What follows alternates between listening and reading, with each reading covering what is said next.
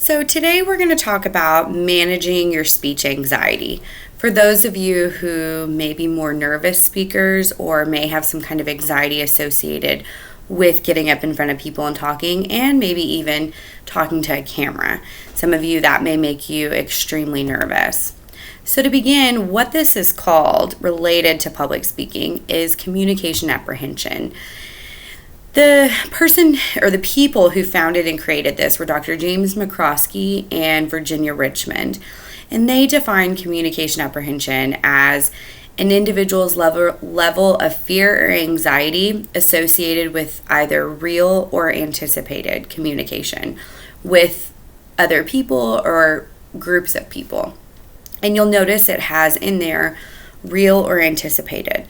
And some people may have more anxiety associated with the fear of getting up in front of people. Rather, once they stand up in front of a crowd, all that anxiety disappears and goes away. So you can read in your text too about the different stages of specifically public speaking anxiety, but we're mainly going to focus today just on communication apprehension. Some statistics is 1 in 5 or 20% of the general population suffer from high levels of communication apprehension. And you will take the personal report of communication apprehension, which was last updated in 1995 by, again, Dr. James McCroskey and Virginia Richmond.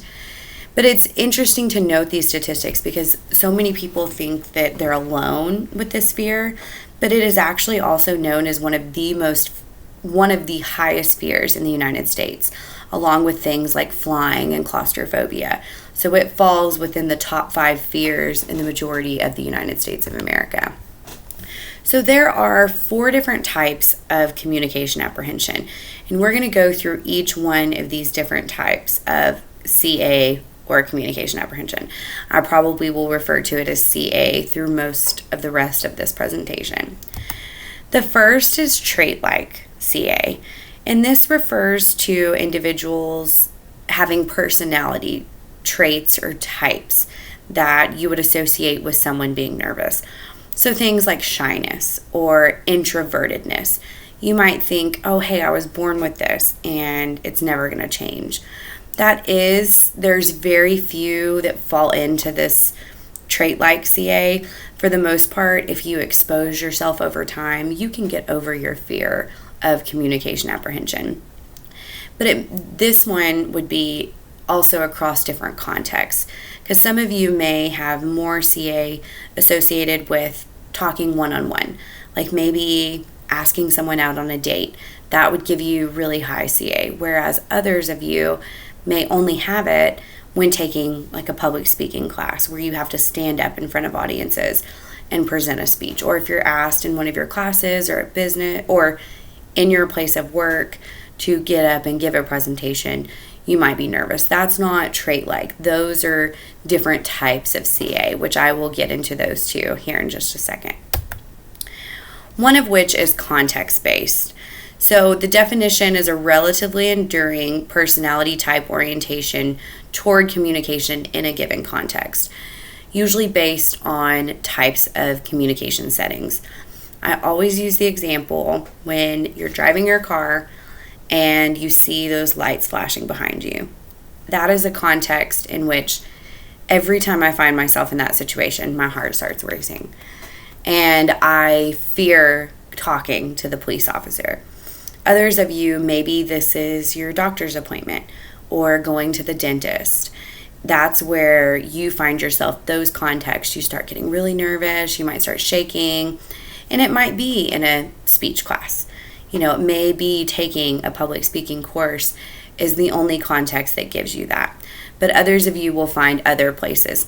And that's one of the things I want to point out is there's context-based and then there's situational-based communication. And those are different because this would be that every time you find yourself in that context, you get nervous. So interviews, if every time you go to an interview, you get nervous, that's a context. Like me getting pulled over. And some of you, maybe it's just that first time you got pulled over, and then after that, you never got nervous again. That wouldn't be a context-based. That would be more of a situational-based communication apprehension.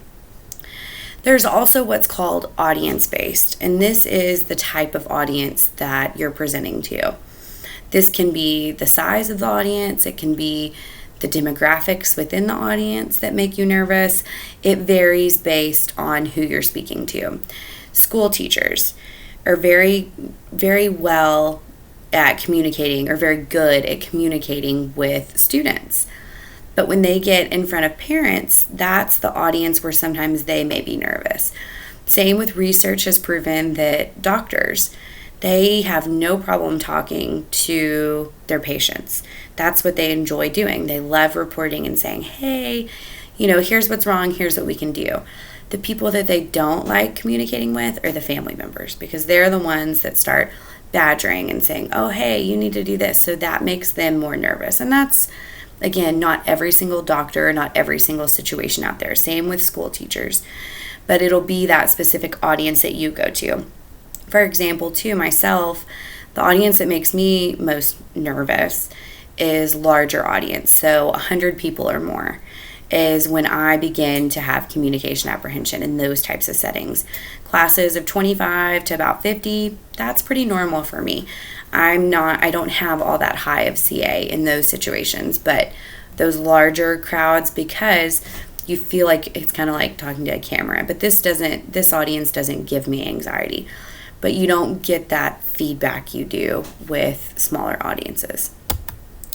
So now, situational communication apprehension. This is where you find yourself in a certain situation and you begin to get nervous. So maybe you've been there before, but that one time you show up there, that's where your anxiety is. This was the difference between the situation and the context-based CA. So context is every time you're in that environment, you're going to be nervous. This one, maybe, one day I go to teach a class, and that one day, that situation, maybe it's what I'm talking about, the topic itself, makes me nervous. That's an example of situational communication apprehension. Another would be, let's say that the first day of school, you get nervous. That's the situation. That doesn't mean that every time you go to school, you're going to have communication or anxiety associated with communication. It's just in that first situation or that one day. A lot of times this is job interviews. Maybe this is your third interview, and the first two you weren't nervous at all.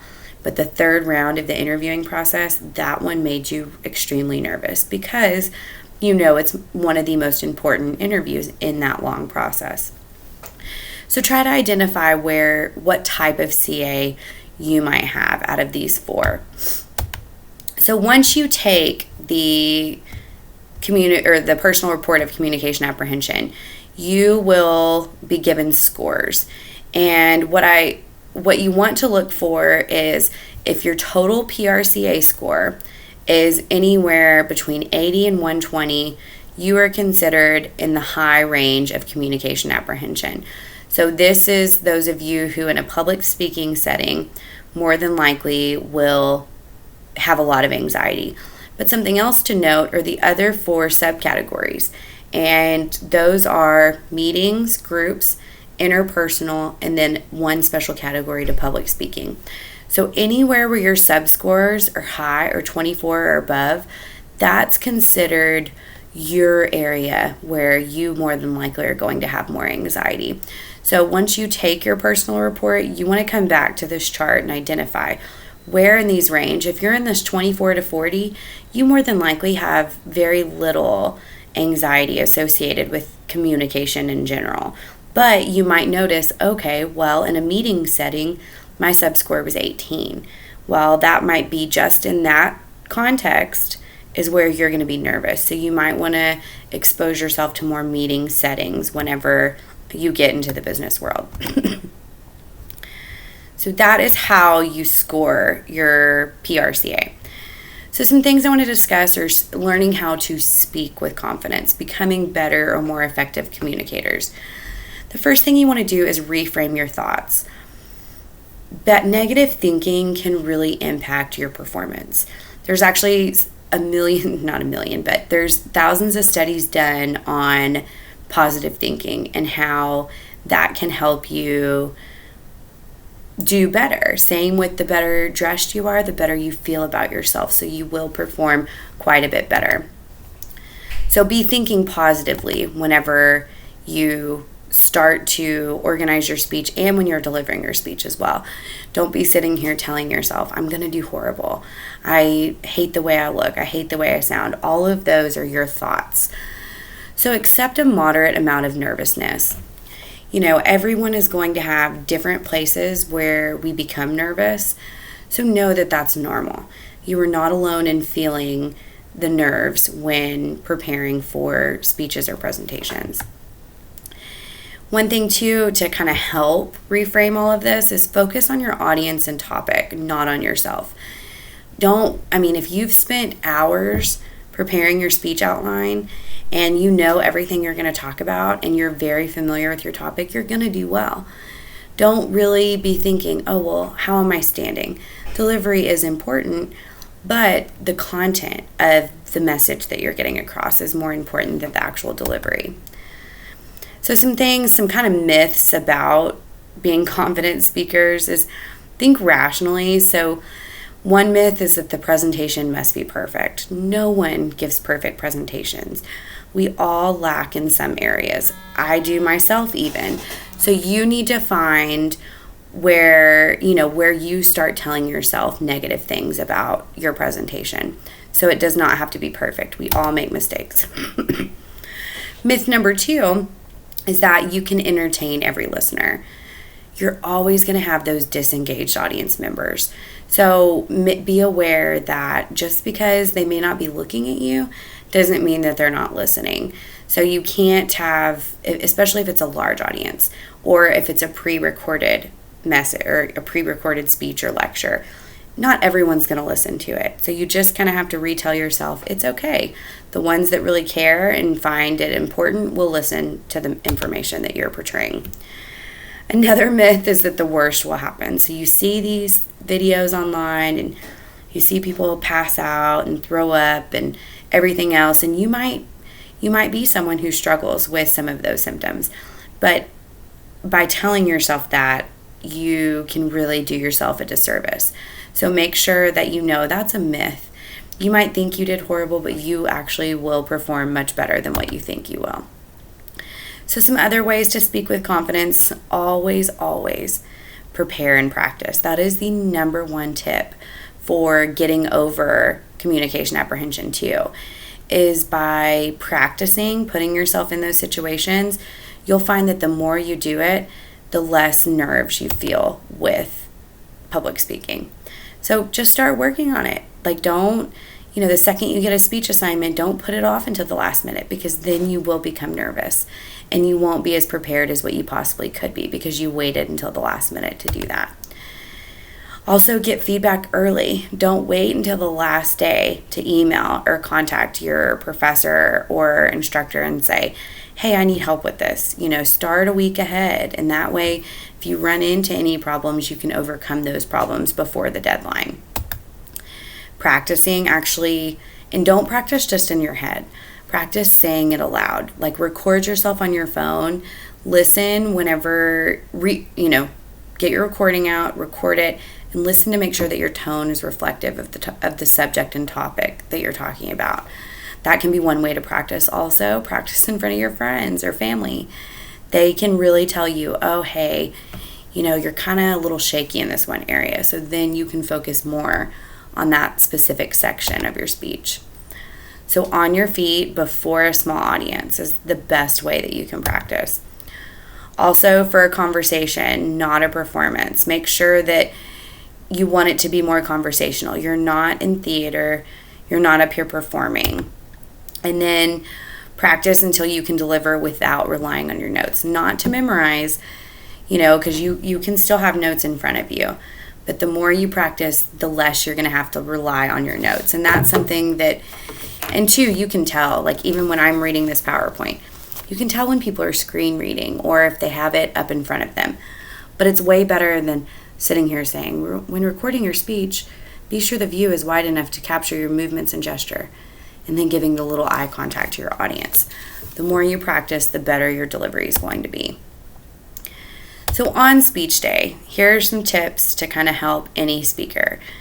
Get a good night of sleep and a good breakfast. That's not to say eat, a whole meal right before you're going to present something, but have a snack. Don't try to present on an empty stomach, because you'll think, I'm not hungry, but you'll feel much better as long as your body has a chance to kind of digest. It's like getting in the swimming pool right after you're eating. That's not always the best thing to do.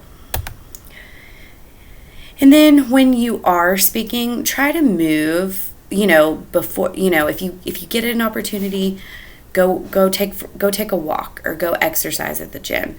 That is an excellent way to reduce your anxiety, is exercise. Same with stress and depression, all those other things I'm sure you've been told already. So try to move around if you can, not sit right before you're about to present your speeches. Also avoid caffeine and carbonation, and of course alcohol. Some people think that the best way to deal with nervousness is by drinking or by taking drugs and those types of things. That is not a way. That's avoidance, okay? You're never going to overcome your fear of communication by doing these things. So learn a better coping mechanism, like exercising and getting enough sleep, because that is a common area of where if you don't have sleep, you're tired and you're going to look tired while you're presenting. Dress professionally as much as you possibly can. That dress to success. Actually, Dr. David Roach here at Texas Tech is someone who's done a lot of research on dressing professionally and presenting.